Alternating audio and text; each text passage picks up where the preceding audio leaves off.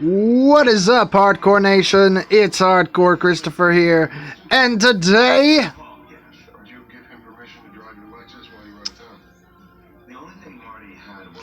I am bringing you part 3 of Hero or Villain Genesis. Now, yesterday we were just doing our job as a web page designer, making choices and reading the story. So let's read on.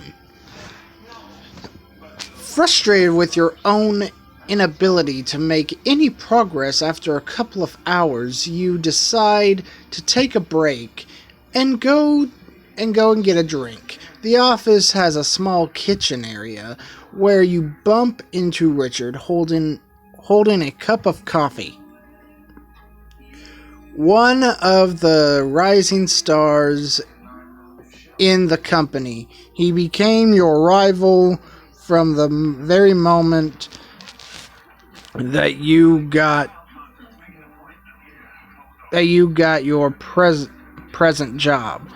He is a rather well-built man of mixed origin who likes to wear his long, wavy brown hair tied in a ponytail.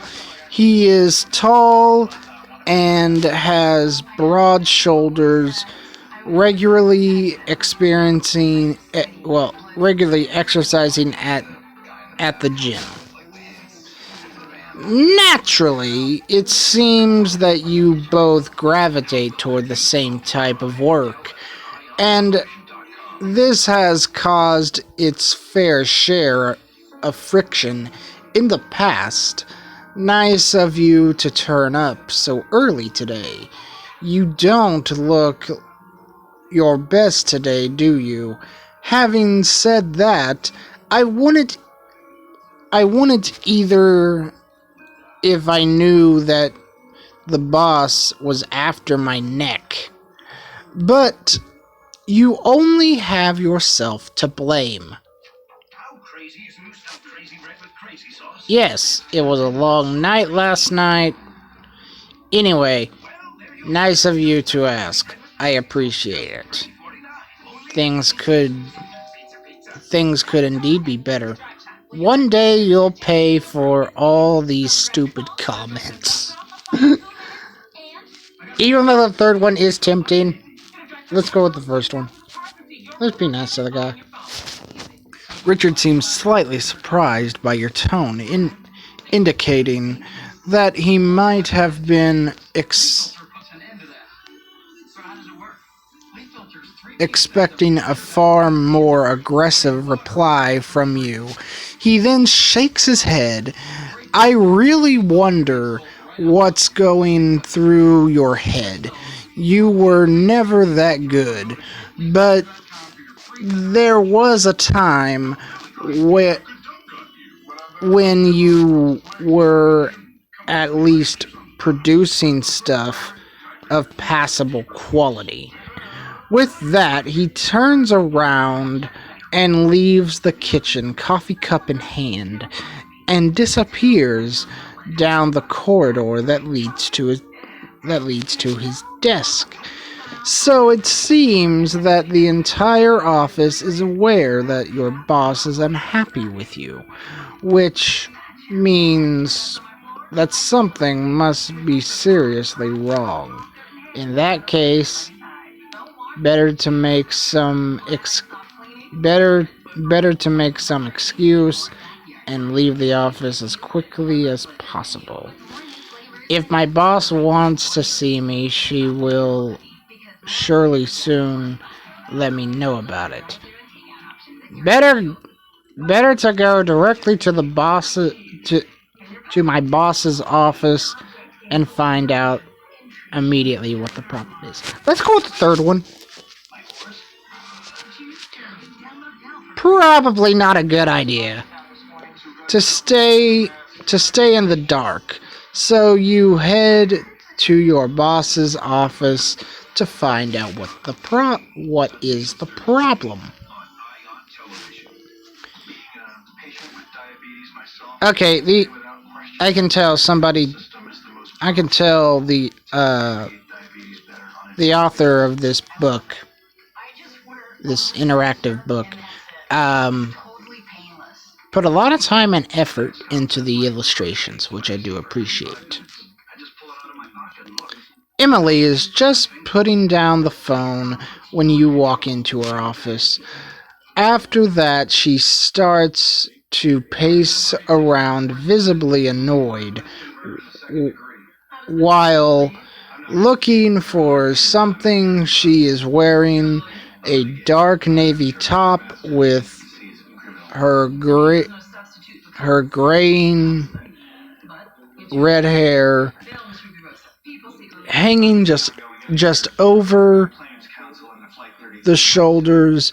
Although she is not that tall, her deep, penetrating gray eyes and rather pale skin somehow give her an air of authority.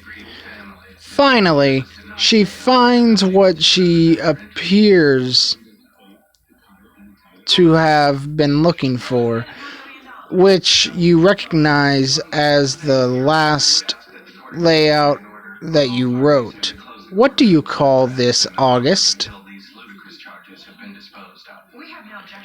There was a time when you produced some good stuff, but your latest work has been complete rubbish. It seems as if your mind isn't in your work anymore.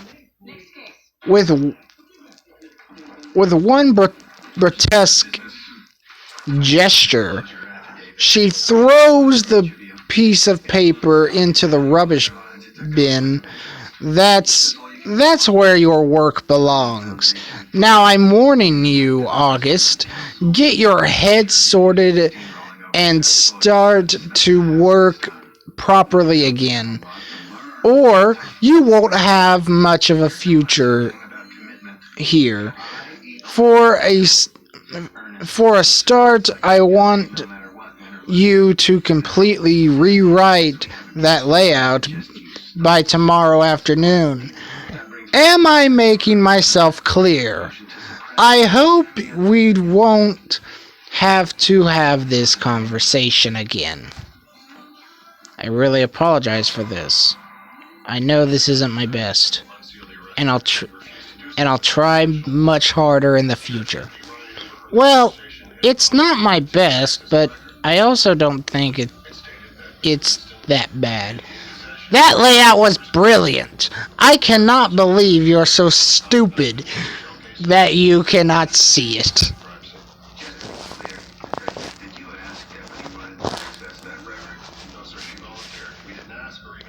Use your emotional... No! I'm not gonna use my powers for evil.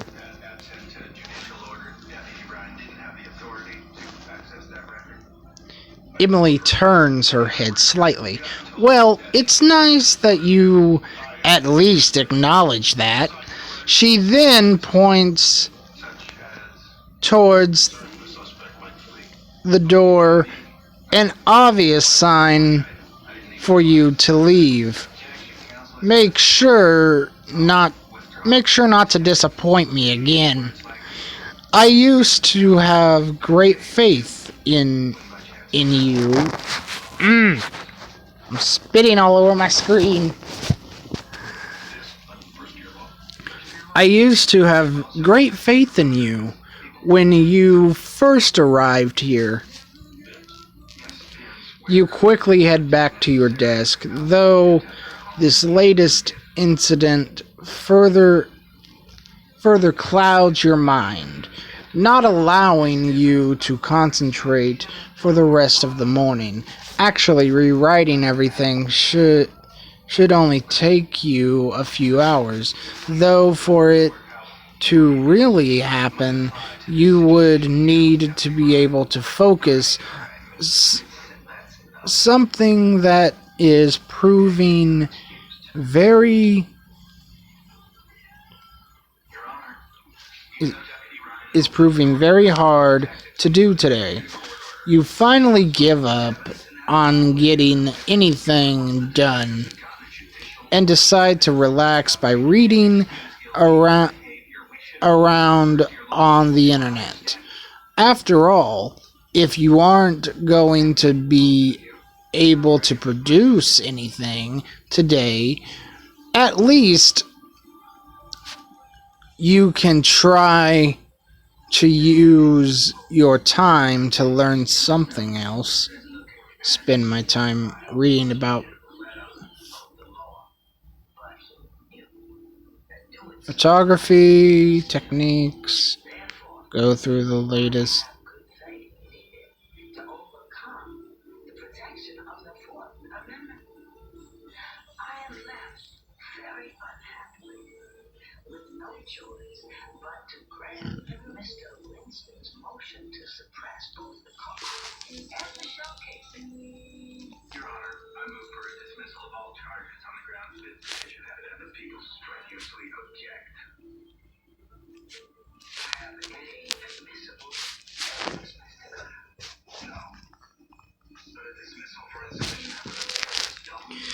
You often spend your dead hours in the office reading about engineering, though around 12:30 you are interrupted by John. Good day. Wasting your time again, mate? Emily really gave you a hard time back there, right? I'd rather wipe out several times in a row than have to put up with that. Talking about that, it's such a shame we're stuck in the office. Amazing swell coming all the way to Jersey today. You really need to come with me next time. Anyway, we were supposed to go for lunch today. Ready? You completely forgot that you had agreed to go for lunch with him today, though you did promise Emily that you would finish the layout. Of course, I was looking forward to it.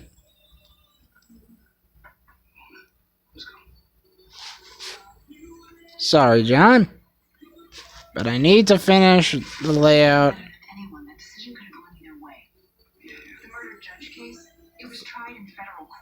For Emily. John smiles in an understanding way and promises to get you some food on the way back. The rest of the afternoon passes rather slowly, and you feel somehow lethargic and sleepy, though you stay in the office until late to try to get some work done. Eventually, you feel too tired and decide to return home and get some rest, not even having any energy left to turn on the radio that Captain Velarde gave you. The following day, you feel far more focused and manage to get quite a lot of work done by lunchtime. You even start to feel that if you continue at this pace, you might manage to finish the layout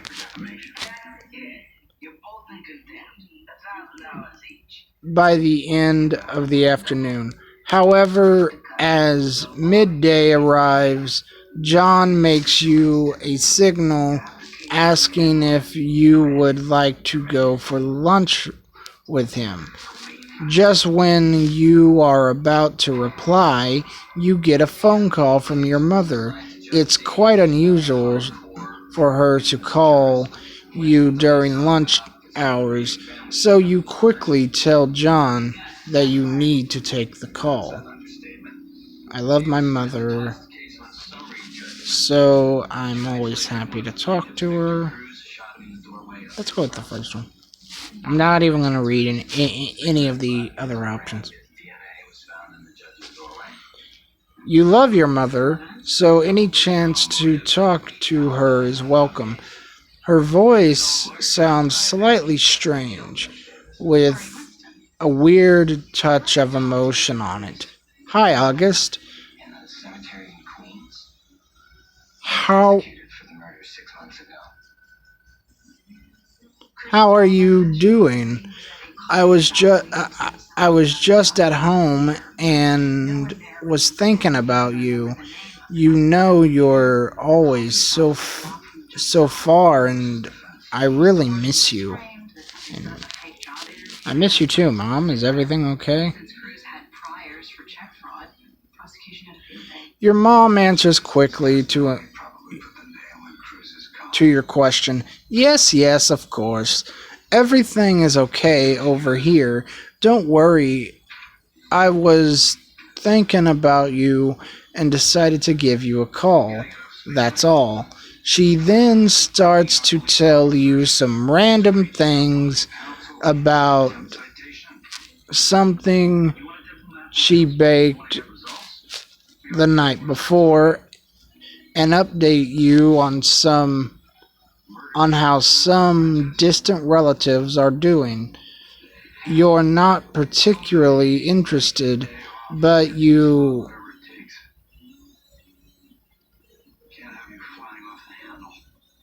fiend enough attention for a while.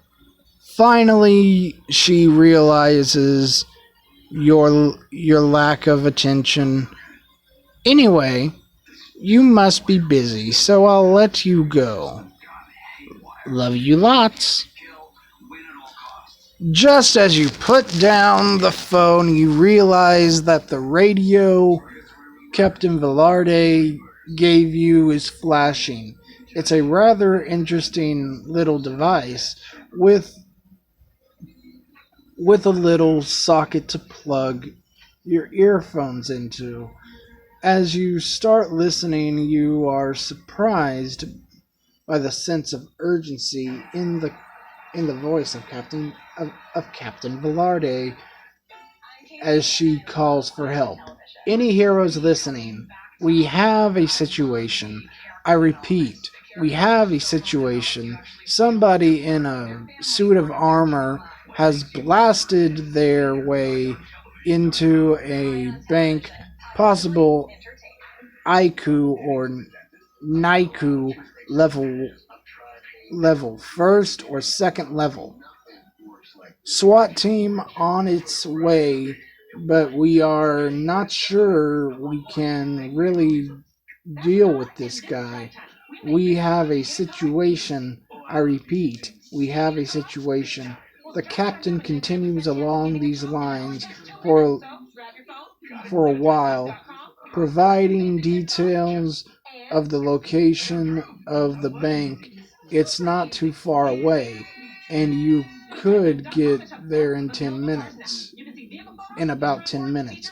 However, going will clearly slow down progress on your layout, and it's possible that Emily will notice your absence. My duty as a superhero is far more important than my daily job. Whoever is robbing this bank is no match for me.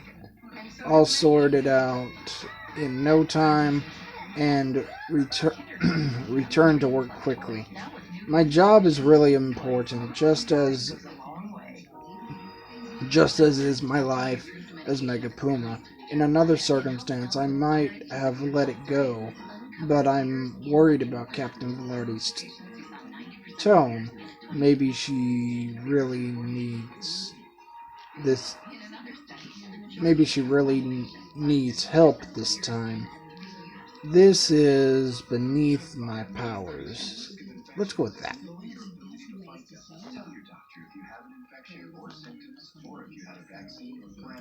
You're worried about by Captain Velarde's tone. It could be that whoever is robbing this bank might be too much for the police to handle. You quickly leave the building and find a small alleyway where you might where you put on your suit well, where you put your suit on before you fly toward the location of the bank given by Captain Velarde. You wonder whether you'll meet any other superheroes there, as the captain did mention that she had given similar radios to others. While you have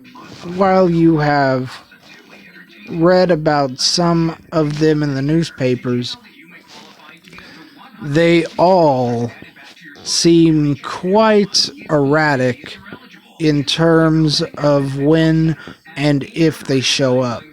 Could it could it be that they also face similar pressures trying to keep a balance between their daily jobs, families, and the demands of being a superhero?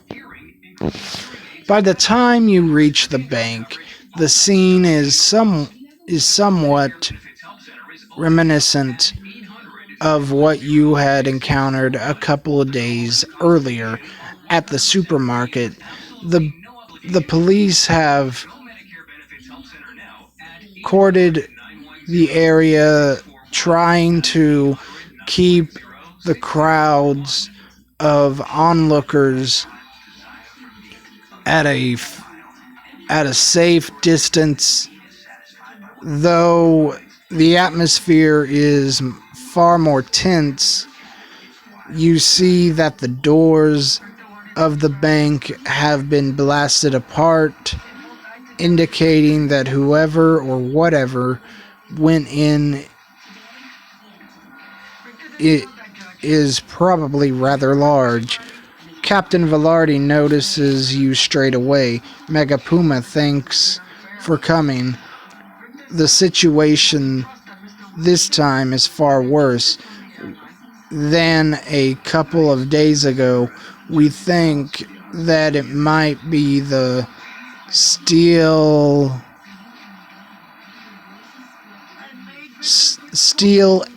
aeronaut, though the armor appears to be far more advanced than anything in our files.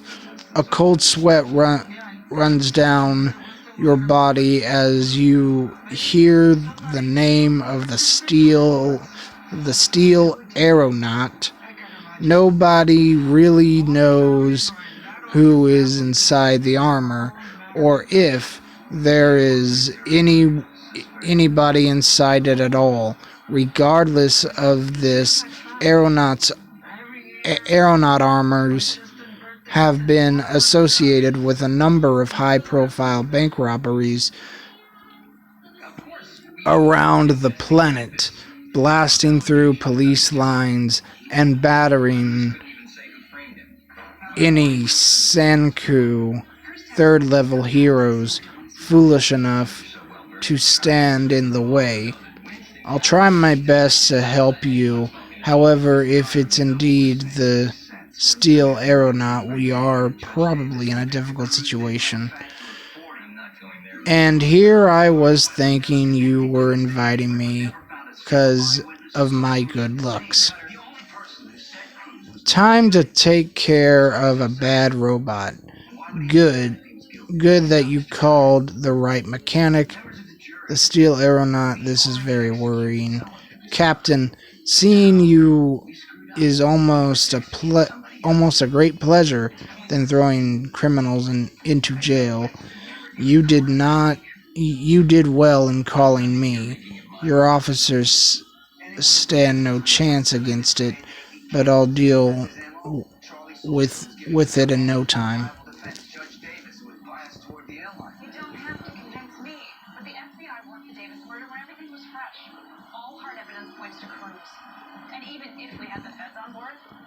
Hmm.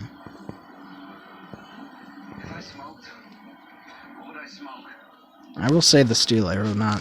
This is very worrying. Captain Velarde understands your apprehension. Shaking her head, you can understand that you're being very cautious. If it is indeed the steel aeronaut, aeronaut, there is little that my officers will be able to do to stop it.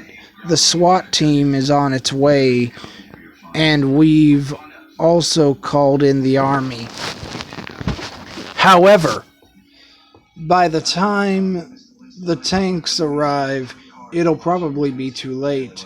The vaults of the bank are made of reinforced steel, but by the time, but by the look, sorry, of what those blast doors did to that door, it's likely that whoever is behind this has a clear plan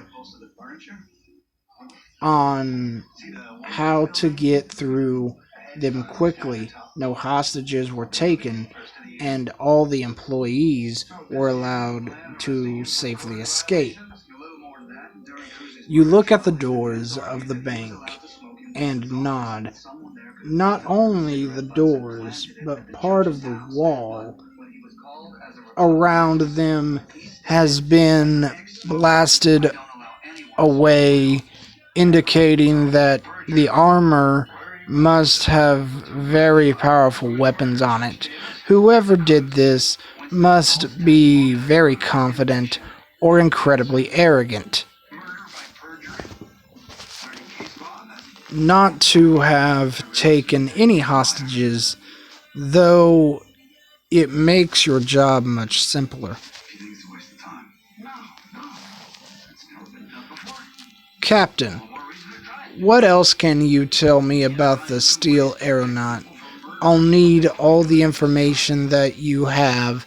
This is clearly on a completely different level than the black cockroach. The captain takes a piece of paper from her pocket, though she once again seems to know the information on it by heart. You wonder if she has some sort of photographic memory, or if she is just incredibly diligent about her job. Real identity is unknown. Modest operandi is what you see here. Blast into a bank, steal everything inside, and fly away. 10 known bank robberies around the planet. Beijing, New Delhi, Bangkok, Bangkok, Thailand, Paris, Milan,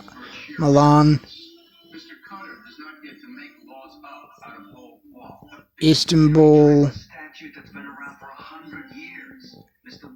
Cairo. Last time it was cited was in London. Barely a week ago. Nobody has any idea regarding why it strikes at random cities. Pausing slightly, she frowns. Classification, probably Naiku, second level, or maybe even Aiku, first level, has defeated several high-profile Sanku. You might have seen some footage of the battles in London and Paris. Only one known defeat by a Naiku in Milan, but that was some time ago. The armor has been constantly evolving, and appears to be getting stronger with each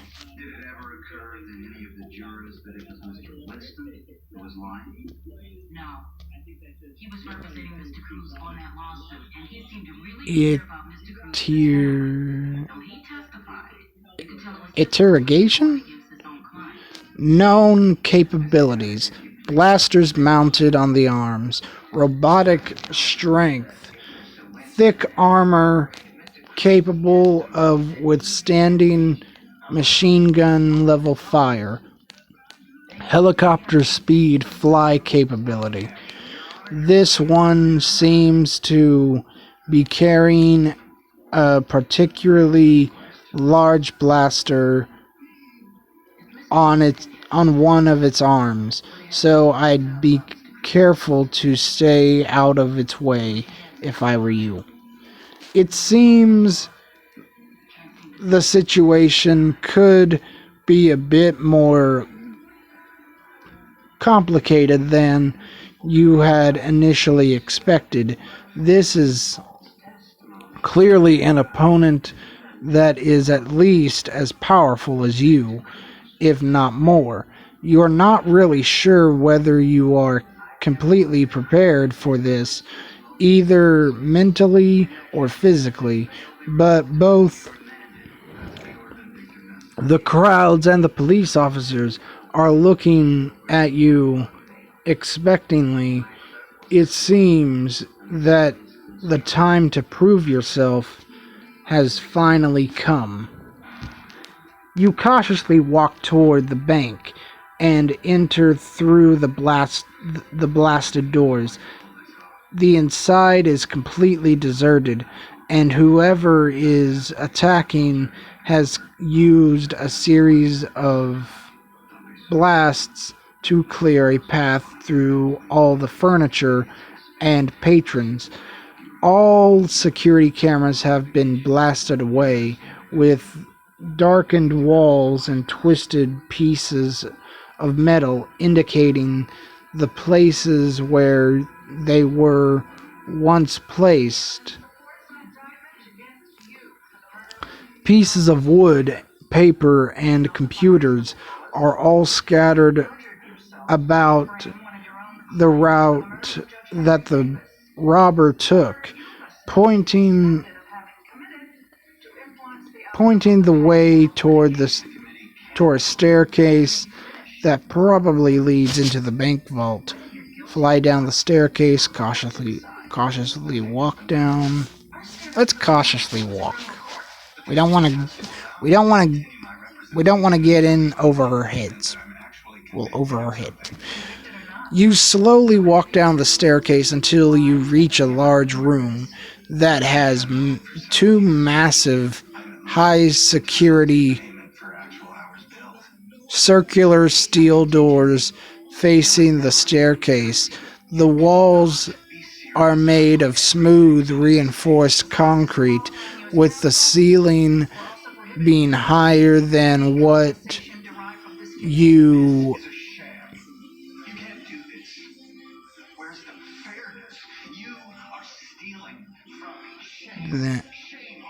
than what you would expect for much a place. There are several large reinforced metallic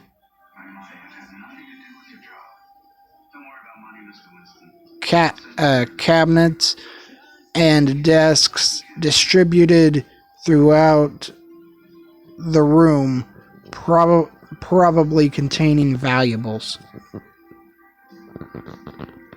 Okay, that's cool. In front of one of the doors is a large humanoid-looking robot machine. It must be 3 to 4 heads taller than you and twice your size.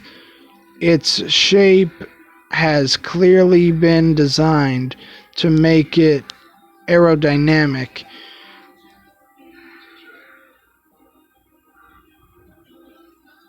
processing curved features that make it resemble a cross between a fighting jet and a human.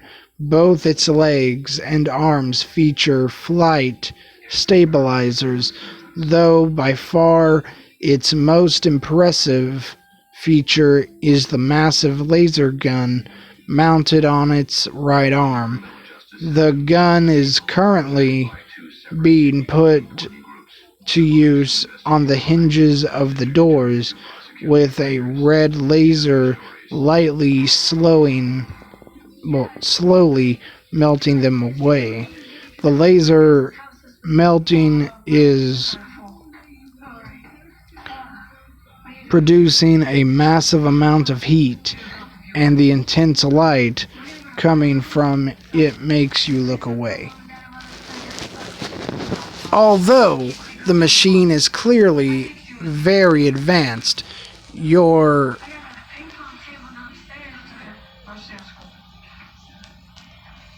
rudimentary knowledge of engineering provides you an understanding of how it might work. The heat could be affecting whatever sensors this armor or robot uses, as it seems not to have noticed you. Thus, you probably have the element of surprise on your side. The laser on its side looks fragile, but you are not sure if you could really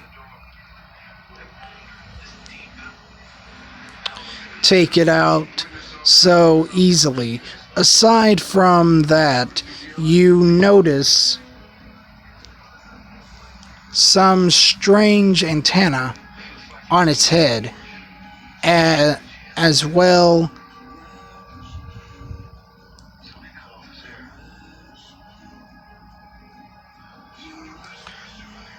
as its powerful leg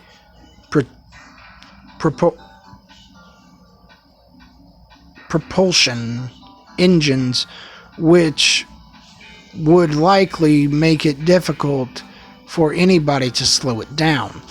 You get the feeling that the armor has been entirely designed with the idea of fighting superheroes, which sends a shiver down your spine. Announce your presence. Use mind control power to take control of whoever is piloting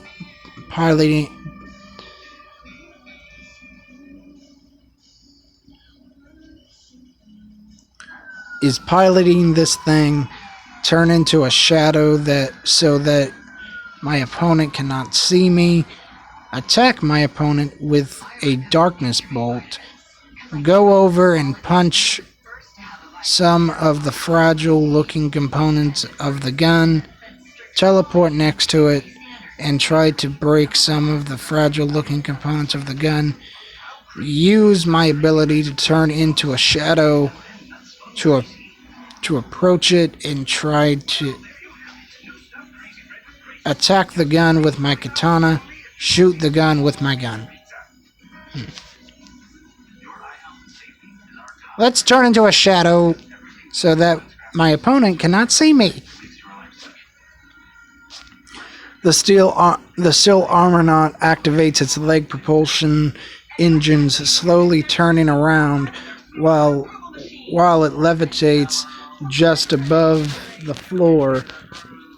A range of laser beams installed in its torso start to scan the room until they lock on you. A metallic voice comes out of some loudspeakers on its side, not allowing you to discern the gender of the person talking. Ah, you must be the local superhero. Well, you must be the local hero who's gonna try to stop me. They call me the Steel Aeronaut, and I've dealt with many of your kind already. With that, he starts raising the arm that holds the laser toward you. Take cover behind some of the cabinets and try to avoid the armor. Use my power of emotional manipulation to enrage the pilot. Use my power of emotional manipulation to instill fear into the pilot. Use my power of emotional manipulation to make the pilot feel that I'm their friend. Use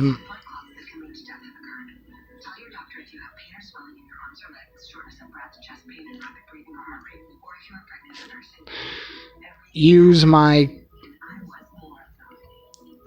mind control power to take control of the pilot. Attack my opponent with a darkness bolt. Punch the armor. Kick it. Headbutt what looks like the cockpit. Attack it with my katana.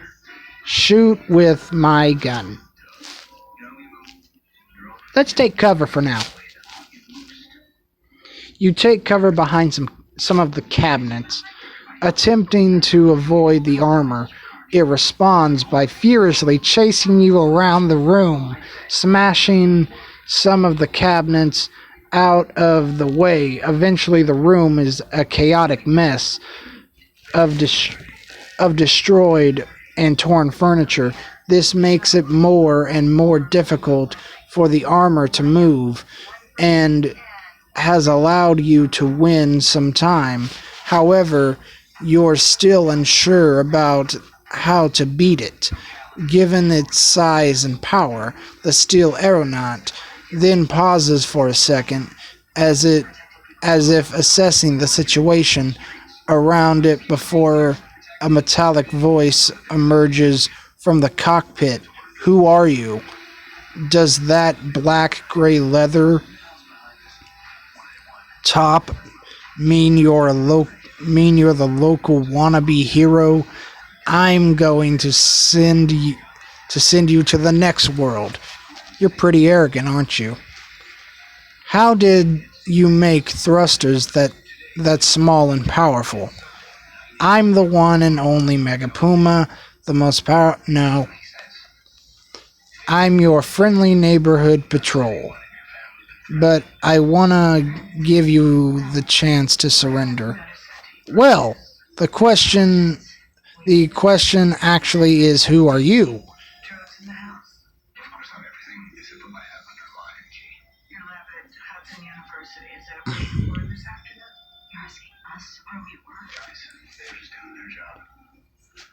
You're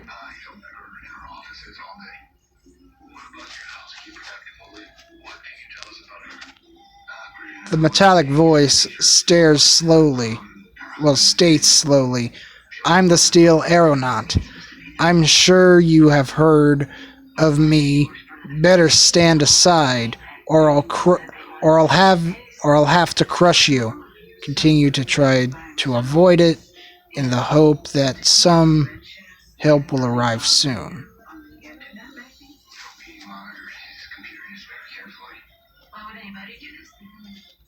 Uh, let's go ahead and try to avoid. You continue to try to avoid the armor amongst all the metallic junk that is now spread throughout the room. However, pulling one semi-destroyed cabinet aside, it finally catches up with you. However, it's rather slow, and you manage to dodge most of its blows, though it finally hits you on the side of your leg. However, your force field completely protects you from the damage. You notice how the beam above the Steel Aeronaut has become weakened, probably as a side effect of the intense heat that it was using to try to open the door. If you could somehow strike it at the right place, you could bring part of the beam down onto the aeronaut. However, that could also have serious consequences for the structural integrity of the building. Use my power.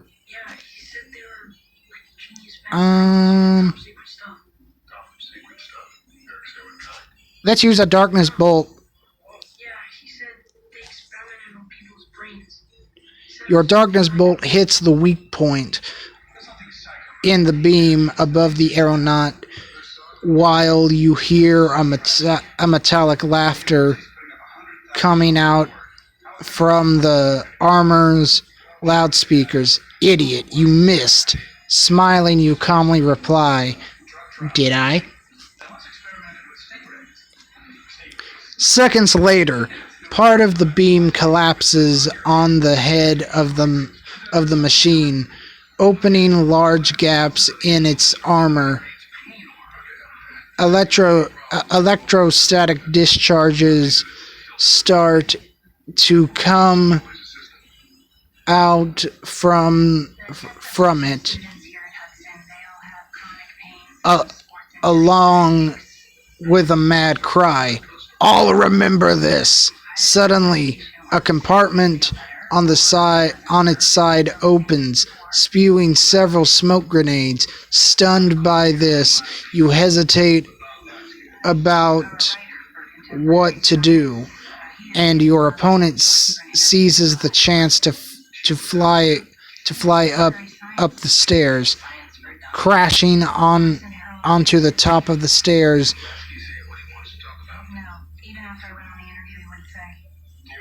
On the way out, it then continues on the collision course with what is left of the doors. Teleport up the entrance of the bank and teleport. You teleport.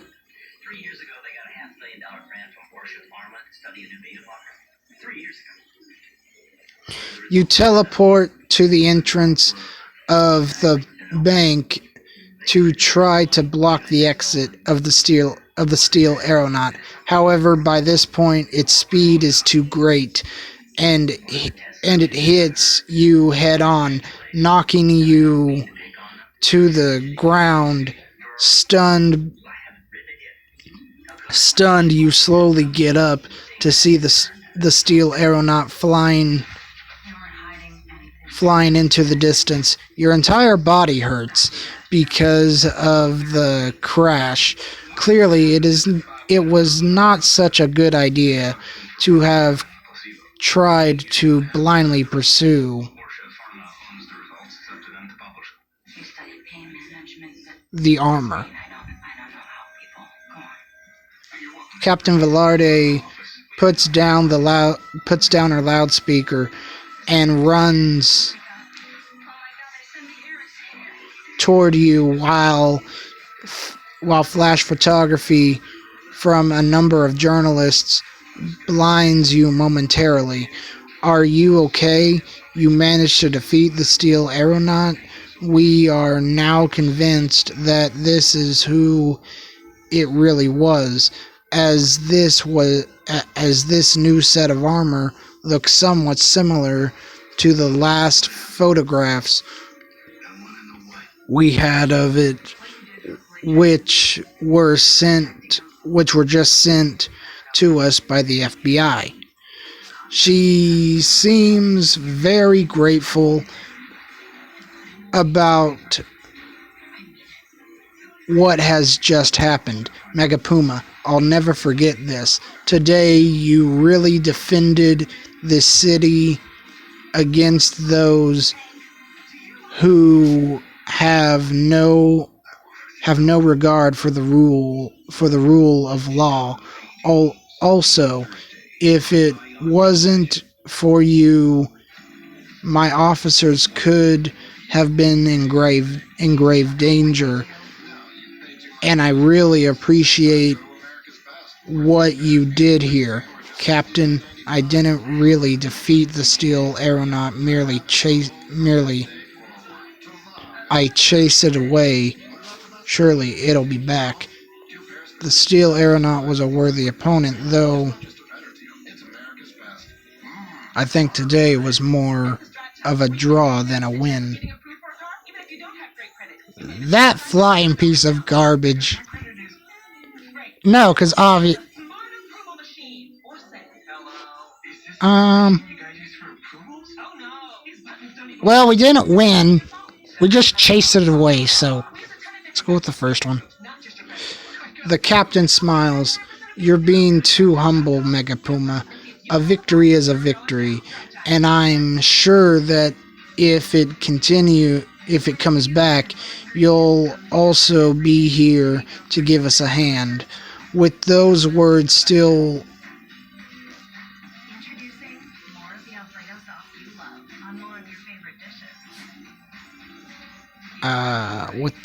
with those words still resonating in your ears, you leave the area. To the fight with the steel aeronaut is the most challenging you have had yet, by a large margin. Going back to the office in your state would certainly not be a good idea, so you decide to head home. You're sure that you'll somehow manage to come up with something tomorrow to explain to Emily why you were not working on the layout. Okay, guys, I'm going to end this right here. I've done a lot of reading, and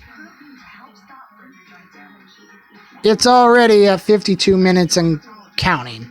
So, I hope you all enjoyed. I'm Hardcore Christopher. Keep it hardcore, everyone.